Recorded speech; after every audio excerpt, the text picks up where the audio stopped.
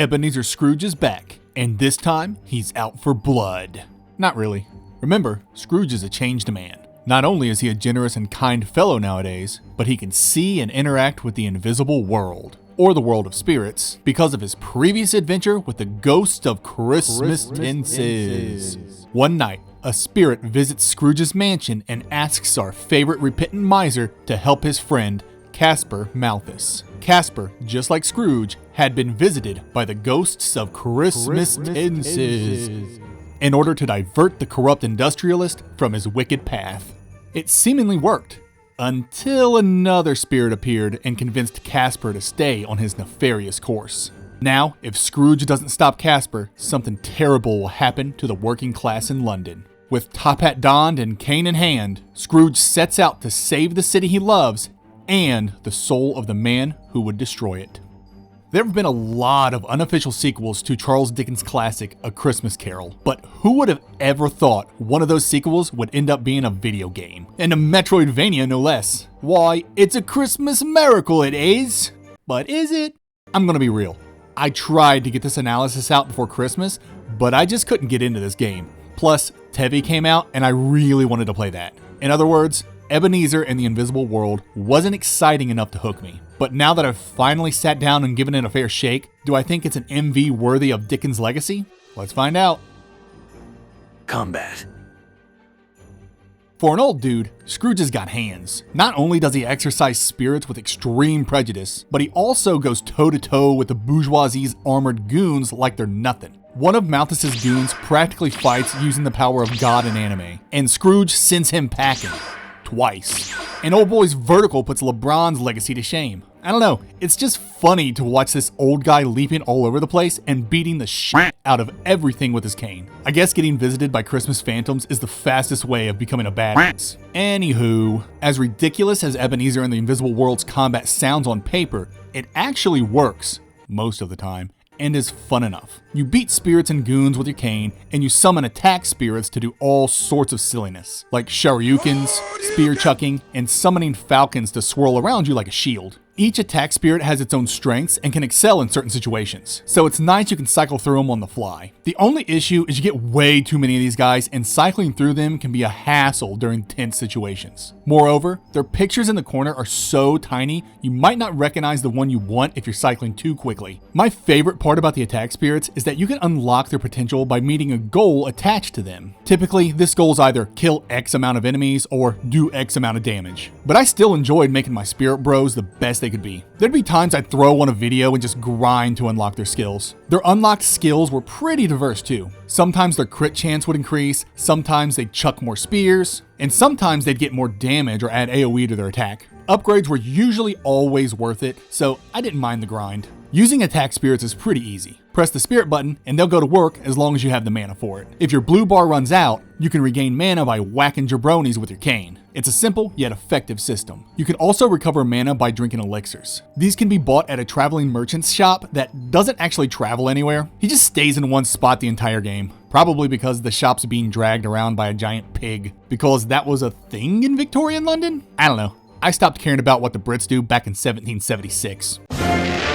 Being a red-blooded American, I appreciate the traveling merchant's foray into the free market, despite the false advertising. At his shop, you can buy the aforementioned elixirs, a bunch of food items for healing, things called heirlooms, and a weapon or two. Buying stuff usually requires a combination of money and materials, so yeah, this game has a very rudimentary crafting system. Collect crap enemies drop, take said crap to the merchant, and he'll craft for you. I hardly crafted anything in this game because I never had enough materials. Either I wasn't looking hard enough or drop rates were atrocious. I'm gonna say the latter and warn you that if you want to get crafting in this game, it's gonna be grindy. Also, money comes in a little too slowly for my tastes, which is complete bullshit because you're Ebenezer f***ing Scrooge. He's literally known for being rich. Way to mess up the canon video game. Focusing back on items, consumable items like elixirs and foodstuffs can be used in real time. Just cycle through your items and press the button to use it. But just like cycling through the attack spirits, it's tough to see what item you're actually consuming. I wish the devs would have made these UI elements a little bigger. The other items I mentioned at the shop, heirlooms and weapons, can also be found throughout your journey through London and can be equipped in the pause menu. Heirlooms, like charms and Hollow Knight, are accessories that offer a huge array of benefits, such as making money gravitate to you, making rare items drop more frequently, or cutting all spirit energy usage in half at the expense of doubling all damage done to you. You can only ever equip 4 at a time, and there's a lot to play around with to diversify your build. Weapons are mostly canes, and each bludgeoning instrument comes with special properties, such as giving Scrooge more range or giving more mana for each successful attack. There are also special spirit weapons that spice things up. Not only are spirit weapons cooler than canes by virtue of being axes and swords and chains, but there are enemies in the game who radiate a fiery aura that can only be defeated by using spirit weapons. This mechanic was never explained, at least I never found anything that explained it, and it sounds cool, but really it was kind of a hassle because you can't switch weapons during gameplay. You have to pause the game and equip it manually, which always hurt the game's flow. It'd have been so much better if you could just press a button and seamlessly switch weapons. Enemy designs in this game are kinda awesome, but I'll delve into that a little more in the atmosphere section. For now, I want to talk bosses. The bosses are a mixed bag with their designs. You got the god and anime guy, twice, some dude in a straitjacket, and then the rest are a bunch of spooky ghost demons. There are only 6 bosses in total, 7 if you count the Street Shadow, who's optional. Such a low boss count feels very anemic for an 8+ hour game, especially when one of the bosses gets recycled. None of the bosses were especially challenging or memorable, but they weren't terrible either. Just kinda meh. So yeah, combat in Invisible World is okay. It's simplistic and feels fine, except Scrooge had a tendency to attack even though I wasn't pressing the attack button. This happened mostly when I was doing a lot of short jumps. It didn't make combat feel broken, but it was inconvenient getting stuck in attack frames when I wanted to do something else. The attack spirits helped to mix things up and added strategy to your approaches. And there are also spirit kids you can find. They're flying companions who shoot arrows or heal you, so you know I loved them. Items help with survivability, and there's gear to deck out your Scrooge in various ways to complement your playstyle. But my biggest issue with combat was that boss fights were just too few. Give me some more demon ghosts to bust up, and I'd be fine. But all in all, combat's serviceable yet unremarkable. Abilities. Abilities is where Invisible World shows a little panache. Accompanying attack spirits are, I guess, ability spirits? The game really doesn't categorize the spirit types with names. Attack spirits are red and ability spirits are blue, and I call them ability spirits because they do just that. Give Scrooge abilities. Throughout the game, you'll find spirits who'll ask you to do a task for them so they can repent and be free of their chains. Once you fulfill their task, they'll join you. And when a blue spirit joins you, you know you're about to get mobile. Each blue spirit adds a different traversal ability to Scrooge's repertoire. Some abilities can be pulled off anytime, such as the double jump and the air dash that lets you fly through the air temporarily, as well as phase through special gates. Then there are the conditional abilities, like the one that lets you bounce off balloons and the hook shot. Each of these abilities adds a lot to the game's surprisingly fun platforming. He's no Ori, but Scrooge can get around and will be tested with many challenging sections that typically reward you with an heirloom. The best part about these abilities is the presentation.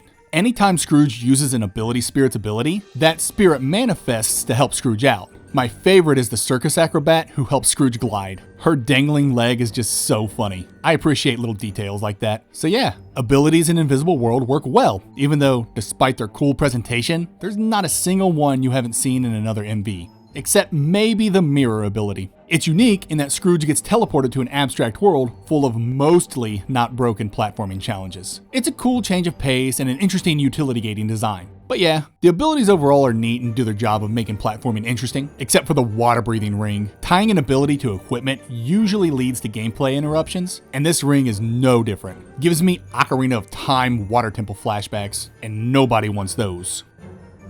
Progression.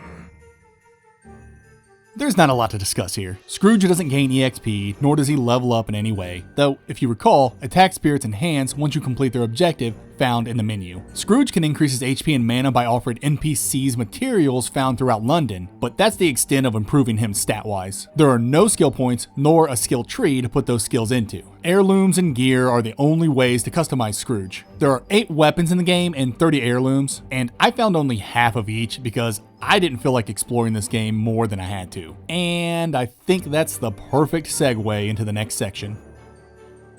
Exploration. Exploration in Invisible World wasn't my favorite, and I can't really put a finger on as to why. There's a lot to find in your journey. Weapons, heirlooms, materials for crafting and increasing your HP and mana, spirits to do side quests for, and I think that's where things soured for me, these side quests. The quests themselves were fine, they mostly involve you finding something and taking that something to someone. It's taking that something to someone part I disliked. NPCs are littered all over London, and there's no way to mark up the in-game map to help you remember where things of interest are. This is a cardinal sin for MVs in this day and age. If you're going to give me a map, I want to be able to take notes on it or pin it or something. But because I couldn't mark the map with exact destinations to return to, I avoided backtracking altogether. But not being able to mark up the map wasn't the only thing that stopped me from backtracking. Backtracking in general felt like a chore. Sure, there's a ghost train that acts as the game's fast travel system, but it just wasn't enough to make exploration not feel tedious. I think this tediousness comes from the world design. The game's world has a central hub with biomes branching off of it. Most biomes don't touch any other biome, so you usually had to travel through the hub area. And this hub area felt so empty, despite having tons of people moving about in the background. Maybe it was the general lack of enemies here, maybe it was how the camera would pull back so far to showcase its vacant scenery, maybe it was the fact that most of the areas in the hub were really long and running through them felt like it took ages. Whatever it was, this area felt empty and thus made the game feel emptier than it actually was. I don't know, there just wasn't a whole lot interesting going on in any of the biomes. There were brief moments that I found arresting, like when you stumble upon the giants in chains. What's their story? I'll never know because you can't interact with them. And I'm completely fine with that because I love the intrigue. But that's pretty much it for interesting sightseeing. There's really nothing else going on in these biomes that'll grab your attention. Once you enter a biome and acclimate to its gimmick, you've pretty much seen all that biome has to offer. So yeah, exploration in Invisible World doesn't set the world on fire. It's not bad, it's just not memorable. And because you can't mark up the map to remind yourself exactly where points of interest are, it's tough to hype yourself up to blindly backtrack through those boring biomes. Atmosphere.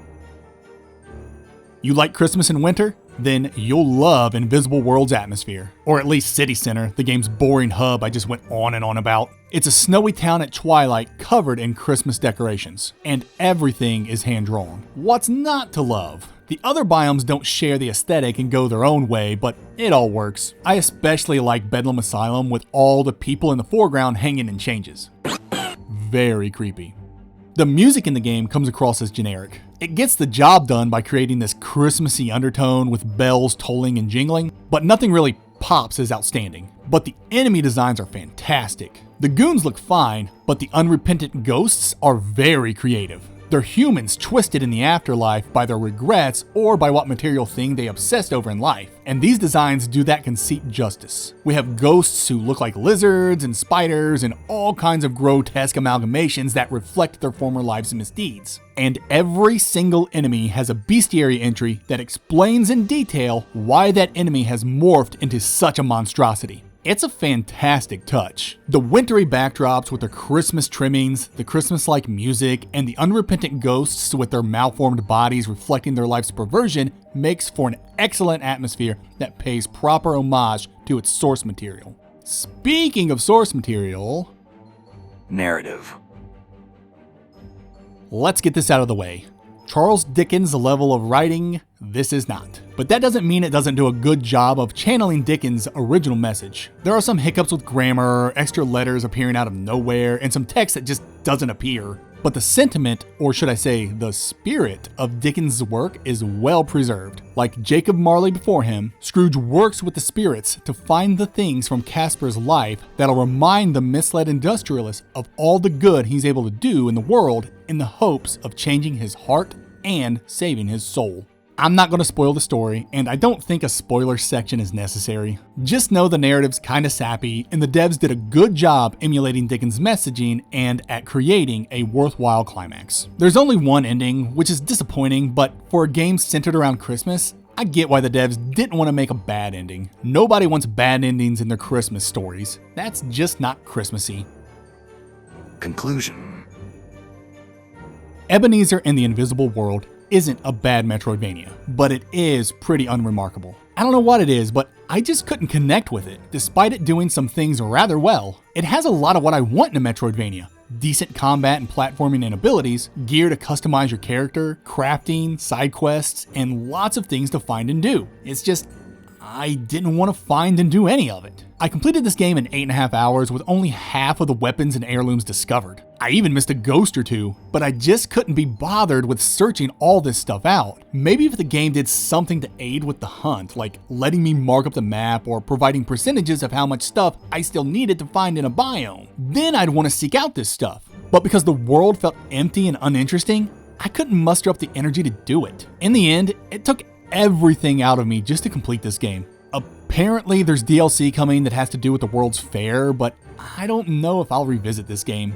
Would I recommend Ebenezer and the Invisible World?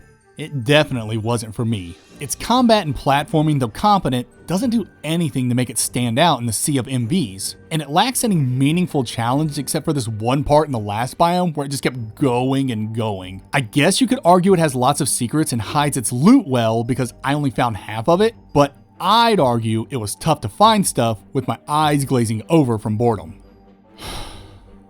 I'm not recommending Ebenezer and the Invisible World. Not because it's bad, but because it's aggressively mediocre. Maybe someone new to MVs might enjoy it, but for MV vets, only check it out if you've nothing else to play. With that, I'm signing off like our old boy Scrooge. Humbug.